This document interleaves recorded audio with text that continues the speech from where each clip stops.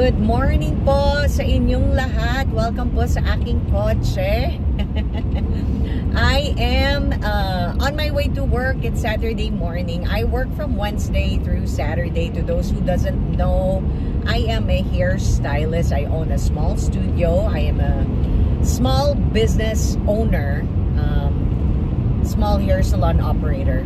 So kaya I work one day ng weekend, Saturday. So anyways, what I wanna share with you guys today is ang importansya ng mga good counselors, wise, spiritual, Christian, lovers of Jesus Christ, followers of Jesus Christ, na mga kaibigan na tao sa buhay natin. How important it is na napapaligiran tayo ng mga tao na makakapagbigay ng godly wisdom, guidance, advice sa atin.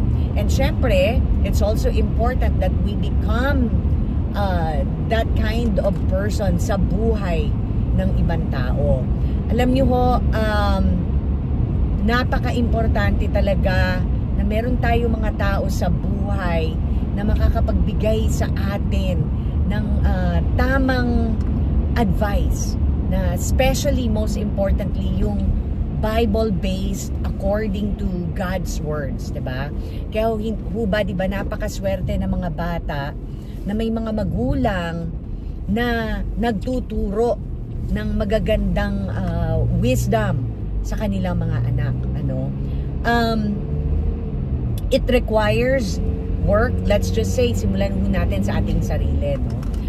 Para ho tayo ay maging isang tao na wise, na may advice na makakatulong at makakaganda sa buhay ng ating mga kapamilya, kaibigan, friends, you know, people in our community. We must diligently do our part to study the Word of God, diba? To study, to meditate. So nagsisimula yan. Nasa atin ho ang responsibilidad ng pag-aaral ng salita ng Diyos. Kasi paano natin maituturo ang isang bagay na hindi natin alam? Hindi ba? So, kaya ho napaka-importante na nagbabasa tayo ng Bible. Nakikinig tayo sa mga teaching. In this case, ako highly recommended ko po, no, ang CCF. Hanapin niyo po yan sa YouTube. Maganda ho, magturo. Karamihan sa kanila mga pastor, ano. Ang paborito ko ho, ayan si Pastor Peter Tanchi, si Pastor Ricky Sartho, and Paul De Vera, Pastor Paul De Vera. So, magbabad kayo between Bible, magbasa ng mga scripture, makinig sa mga true born-again Christians na ang tinuturo ay nothing but Bible-based teachings and wisdom and scripture. So, paano nyo ba matuturo ang isang bagay kung hindi nyo alam? Hindi ba? Parang kumbaga sa mga guro, di ba? Before they can become effective, qualified, let's say English teacher or Filipino teacher or history teacher, kailangan pag-aralan nila yung subject na tinuturo nila at ituturo nila sa mga kabataan, di ba? Sa mga ano nila, estudyante.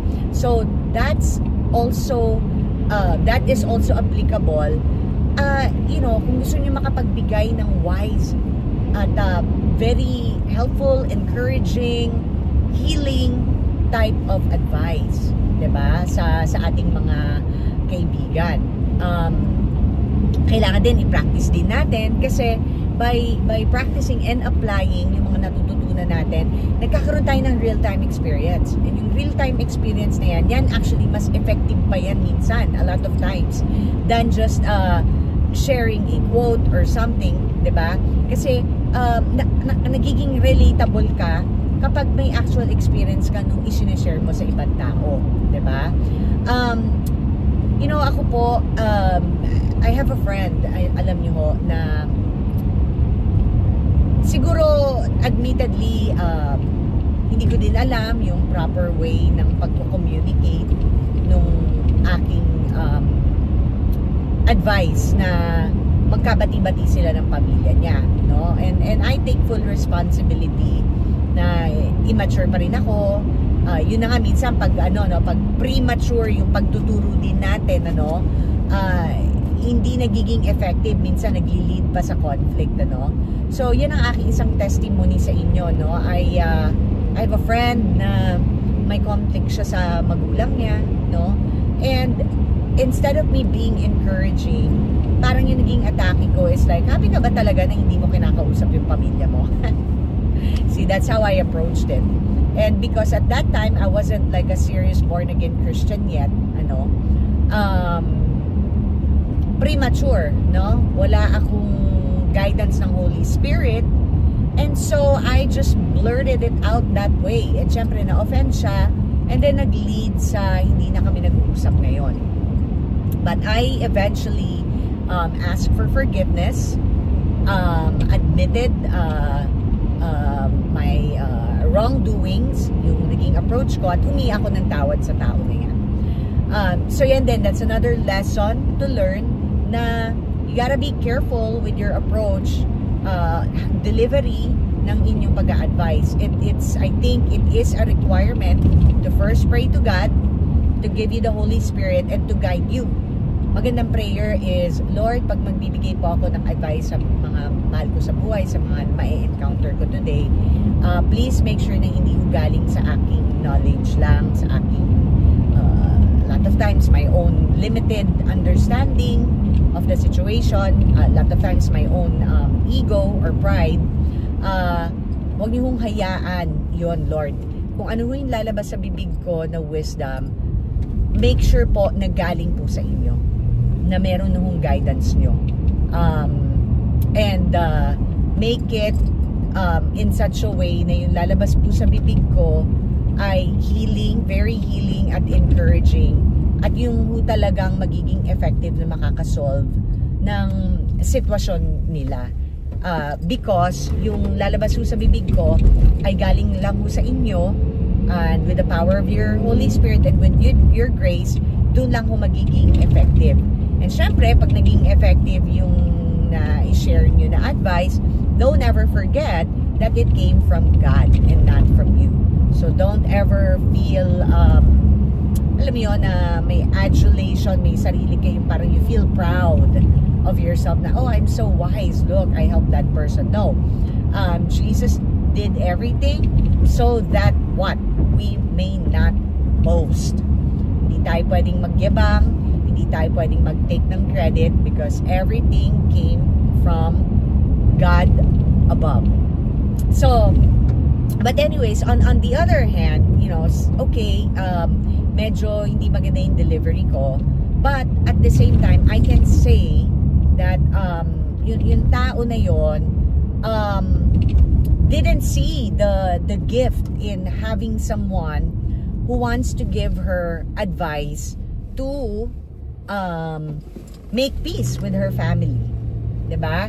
Kasi when you have friends, alam niyo, i-treasure niyo po yung mga tao sa buhay niyo that who will tell you what you may not want to hear, but it really has your best interest. Kasi kahit naman po admittedly mali yung delivery ko siguro, lalo sa kanya, at the end of the day, my intention was to be the peacemaker, para makipagbati na siya sa magulang niya, particularly sa nanay niya, because for me, at the end of the day, mahirap yung halimbawa mawala na yung nanay niya kinabukasan, tapos hindi sila nag-uusap, diba? As your friend, I'm like your sister. I will tell you na, I think you may be underestimating the impact of not being at peace with your mother kung mamatay siya bukas na hindi kayo nag-uusap. So kahit na siguro sa paningin niya mali yung delivery ko, my intention as her friend is to tell her something na she might not like, pero it's for her own good, She missed out on seeing that intention. Siyempre, siguro mas madaling makiusap sa mga kaibigan na meron siya, na sasabihin lang sa kanyang gusto niya marinig. What help it would, anong tulong, Tagalogin ko na lang, diba? Hindi makakatulong kung let's say, gatungan ko pa, sabihin ko na, o nga, sis, tama yan, toxic yung pamilya mo, hiwalayan yan. What kind of a friend and a Christian am I if I will say those things? Diba ho? Sorry, maalog ho Hindi ho ba ang role natin is kahit masakit, sabihin na makipagbati ka sa nanay mo kasi baka pag namatay yan bukas, hindi kayo okay. Dadalin mo sa buhay mo yan na hindi kayo naging okay ng nanay mo. So that's where I was coming from. But she totally missed out on yung good intention ko na yon, hindi ho ba?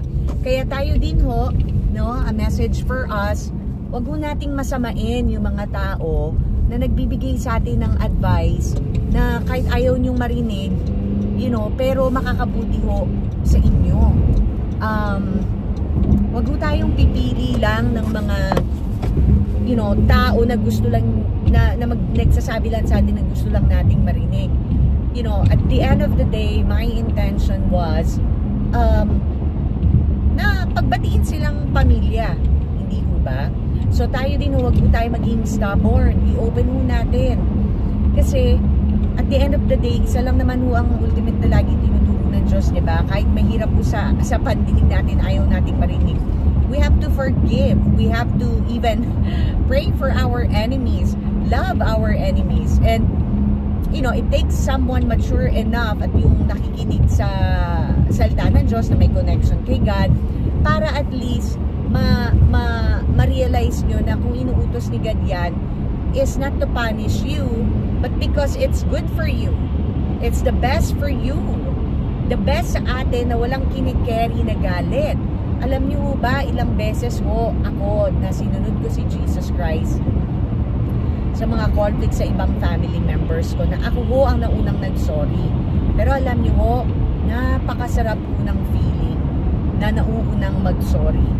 Kaya ako ho ay tama or mali. It doesn't matter kahit tama pa ho ako sa paningin ko ho Pero alam nyo ho, pag sinusunod ko po si Jesus, I swallow my pride and apologize and let go at hindi na ho mag-harbor ng galit, ng pride. Pag kinausap na ho ako nung nakasakit sa akin, kinakalimutan ko na ho, kinakausap ko na rin po. Alam nyo, that's the best feeling. It's very, very freeing. Alam nyo ho, deception ho ni Satan yung akala nyo yung power is by getting even or by showing people that you're still mad at them. Hindi ho power yan, weakness po yan. Kasi there's nothing more challenging. Mas mahirap ho ang magpatawad kesa ho sa magalit. Actually, wala hong effort ang magalit.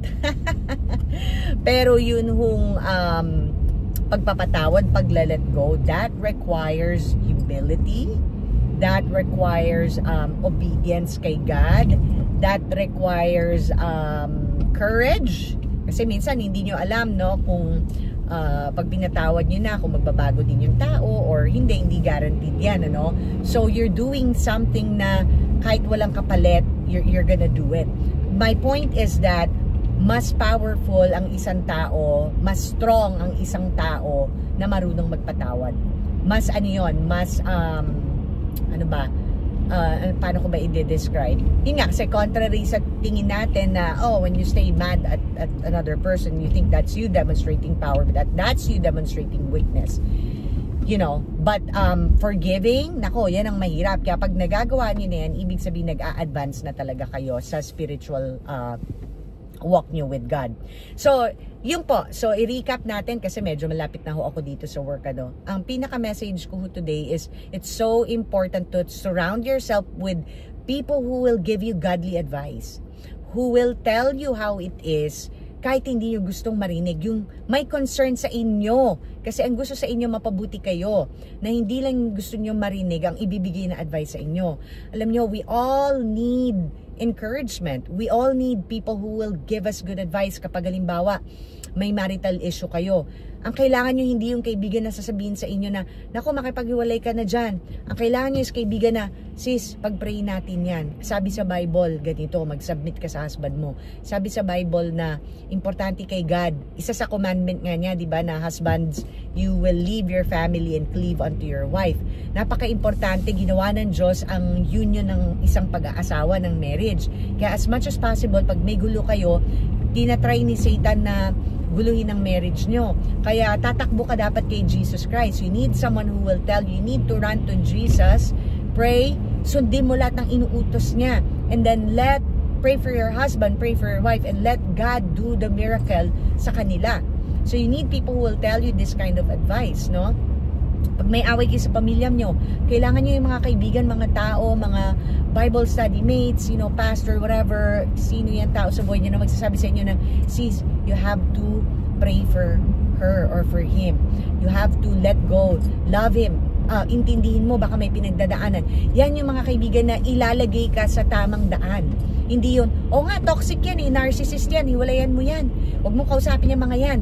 You shouldn't be with friends should not teach you how to be more divided with your family or with your friends, or yung papaypay pa ng apoy. You need peacemakers in your life. And yung second part, no, we need to do our best to be the kind of person na makakapagbigay ng magandang guidance, advice, encouragement, edifying words, sa ating mga mahal sa buhay, sa ating community. And how do we do that?